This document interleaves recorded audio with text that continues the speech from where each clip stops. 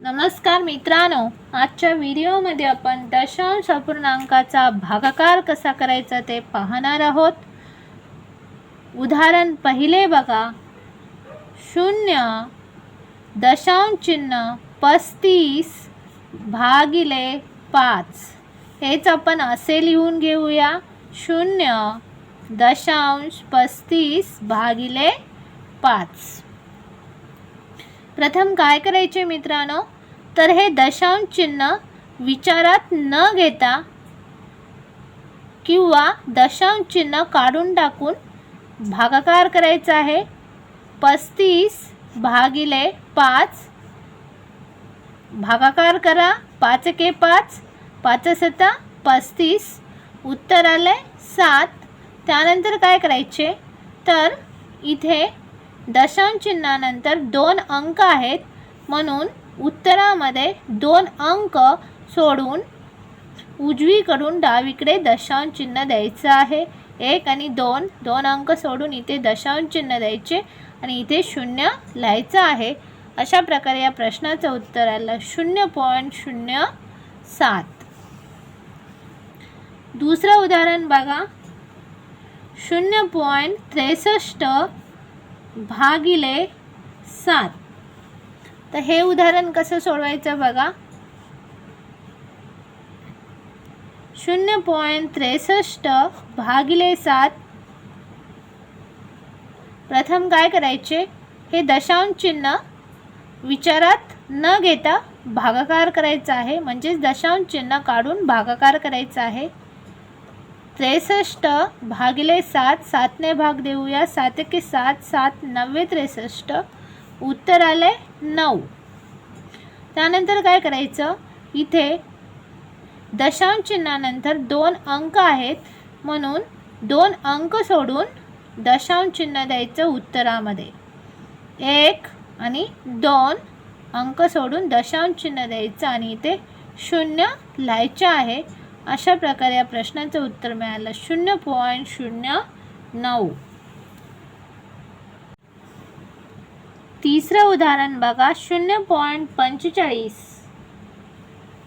भागिले 0.015 हेच आपण असं लिहून घेऊया, 0.45 भागिले 0.015। मला सांगा, अंशामध्ये दशांश चिन्हानंतर किती अंक आहेत? इथे अंशामध्ये दशांश चिन्हानंतर 2 अंक आहेत आणि छेदामध्ये दशांश चिन्हानंतर किती अंक आहेत? तर छेदामध्ये दशांश चिन्हानंतर 3 अंक आहेत। म्हणून काय करायचं, तर अंशामध्ये एक 0 लिहायचं आहे, म्हणजे काय होईल, तर दशांश बॅलन्स होईल। इथे दशांश चिन्हानंतर 3 अंक होतील आणि इथे सुद्धा दशांश चिन्हानंतर 3 अंक होतील, म्हणजेच मित्रांनो दशांश बॅलन्स झालेला आहे। आता काय करायचे, तर दशांश चिन्ह विचारात घ्यायचे नाही आणि भाग द्यायचा आहे। दशांश चिन्ह काढून भाग द्यायचा आहे। 450 भागिले 15 भाग देऊ, 15 एके 15, 15 त्रिक 45, 15 शून्य 0। म्हणून या प्रश्नाचं उत्तर किती मिळालं मित्रांनो, 30। प्रश्न चौथा बघा, 0.026 भागिले 0.00013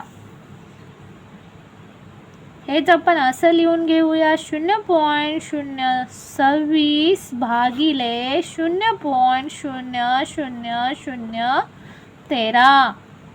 मग मला सांगा, अंशामध्ये ह्याला अंश म्हणायचं, ह्याला छेद म्हणायचं, अंशामध्ये दशांश चिन्हानंतर किती अंक आहेत? तर 1 2 3 अंक आहेत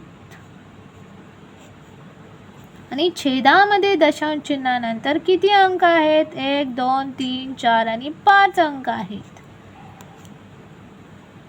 म्हणून काय करायचे, तर अंशामध्ये 2 शून्य लिहायचे म्हणजे काय होईल तर दशांश बॅलन्स होईल. याचा अर्थ मित्रांनो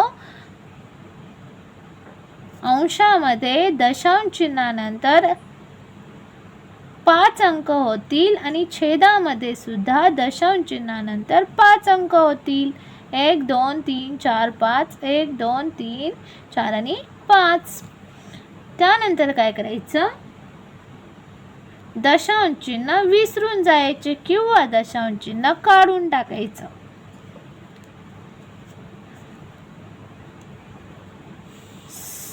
दोन 6 0 0 भागिले 13.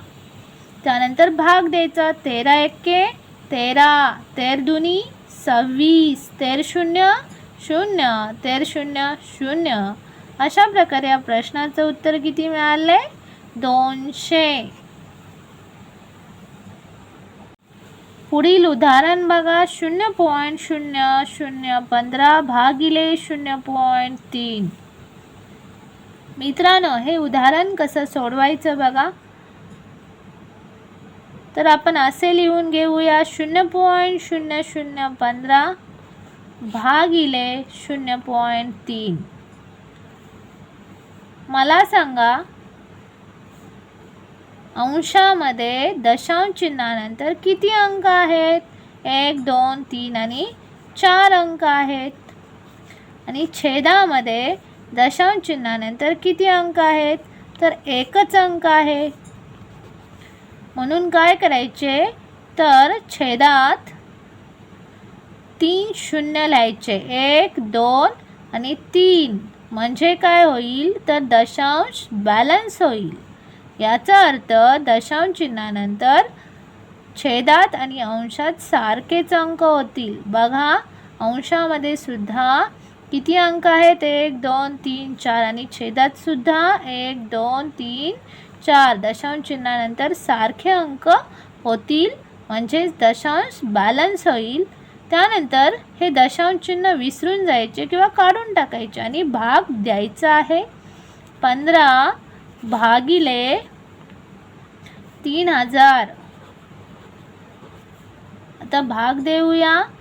3 एके 3 3 0 0 3 0 0 3 0 0 3 5 15 म्हणजेच किती आलं 5/1000. आता छेदामध्ये 3 शून्य आहेत म्हणून अंशात काय करायचं तर अंशात 3 अंकानंतर दशांश चिन्ह द्यायचं. 5 अंश आहे असं लिहिला आणि 3 अंकानंतर दशांश चिन्ह द्यायचं आहे. छेदात 3 शून्य आहेत म्हणून 1 2 3 आणि इथे दशांश चिन्ह येईल आणि हा शून्य इथे लिहायचा आहे. अशा प्रकारे या प्रश्नाचं उत्तर मिळालेलं आहे 0.005. प्रश्न क्रमांक 6. 0.00 भागिले 1.7 बरोबर किती. हे उदाहरण तुम्ही सोडवा. कमेंटमध्ये कमेंट करून उत्तर पाठवा. व्हिडिओला लाईक आणि चॅनलला सबस्क्राईब करा. धन्यवाद.